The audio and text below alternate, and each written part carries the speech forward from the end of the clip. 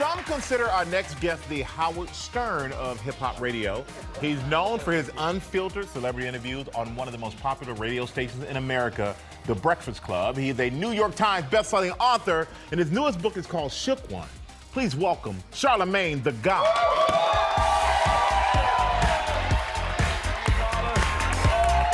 What's up, Oscar? You good? All right. Hey, Sara. How are you? Cool. What's up, man? Michael. What's up, brother? Good to see you, man. Hello. How's everybody? Happy holidays. Happy holidays to you, too. Oh, you bring it. Oh, man. Bring a snack. I'm trying to avoid carbs, but damn. Just dig in there. Use that Man. ship as a vehicle. Okay. Get yourself. Okay. Now, you have had a big few years, busy, as Michael rattled off so many things you're doing, but you have a New York Times best-selling book, your show's at an all-time high, now you're on book number 2. But you started similarly to me. I was a page, you were an intern. Can you tell us your story, how you got started? Yeah, I started off as an intern in 1998 in Charleston, South Carolina, at Z93 Jams. And, you know, I was just a kid who was getting in a lot of trouble in the street, and my father told me that if I don't change my lifestyle, I'm going to end up in jail, dead, or broke sitting under the tree. So that scared me. You know what I mean? That scared me to the point where I started working a bunch of odd jobs. Like I stopped selling drugs, and I was working at Taco Bell, which I got fired from after like 2 weeks by my sister. And she was a manager there. That's a whole nother story. And I worked at like a warehouse. I like a lot of guys in the hood, I wanted to rap, so I was at this recording studio, and I met this dude named Willie Will. And he was a radio personality. And I'm the type of person, if you do something that I'm interested in, I just ask you about it. You know, how did you get into it? And he told me, he went down there and got an internship, and that's what I did in 1998. Wow. And then I got my big break in 2005, 2006 with Wendy Williams, you know, because I was doing radio. Hey, girl, hey. Yeah. I was doing radio in Columbia, South Carolina. And she was syndicated on the station that I was on, so she would hear a lot of my stuff online, and her producers would, you know, put her on the things that I was saying and interviews that I was doing. And she actually came down to Columbia for a party, her and her husband, and we connected, and they invited me to come up here for a party. So I came for the party, and then she asked me to come on her show the next day. I went on her show the next day, was there for like 25 minutes, and that night, she was offering me the position as her co-host. Oh. But she was like, I can't pay you, but I can give you a place to stay. And I was cool with that because I recognize opportunity when it's not a paycheck attached to it. Yeah, That's smart. That's very smart. You got to see the end game. Absolutely. End game. You're a funny guy, but you get really serious in this book. Shook One, you are talking about anxiety, mental health. Yeah. What's the one thing you want people to take away when they read your book? That it's okay to get help.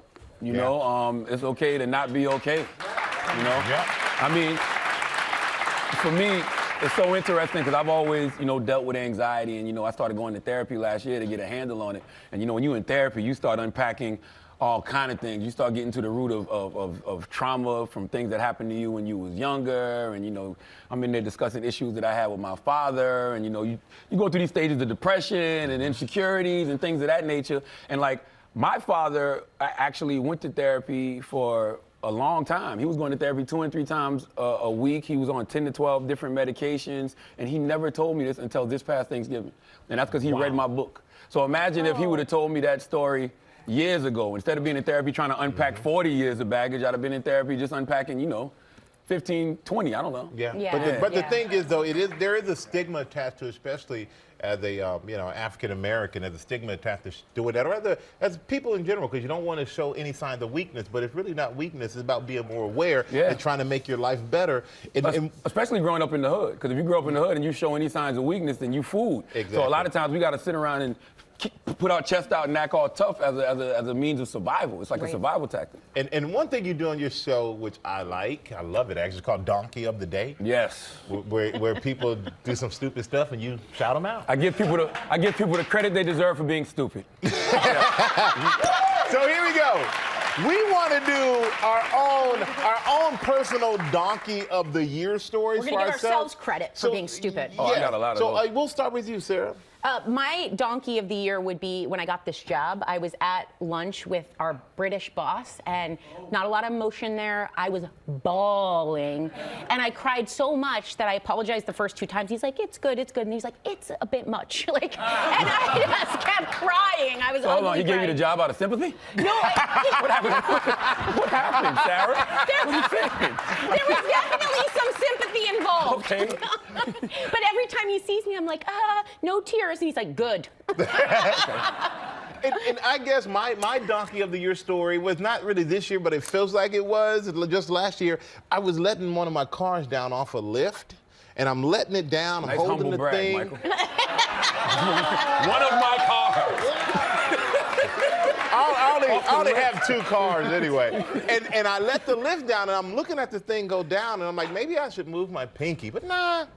And I chopped my finger off. Oh, no. Now, it grew back, but if I didn't like want a to, worm. I almost gave them the picture, but it looks like some CGI is would have grossed people out at lunchtime. But yeah, I chopped my finger off, and then I still debated if I should go to the hospital. The old athlete kicked in. I'm like, oh, I can shake it off. Yeah. Just put a Band-Aid on that, you're good. Now, if you were still playing football, would you have told him the truth about your injury? No, I would have got to work, act like I heard it there, so then it'd be their responsibility. How you doing, man?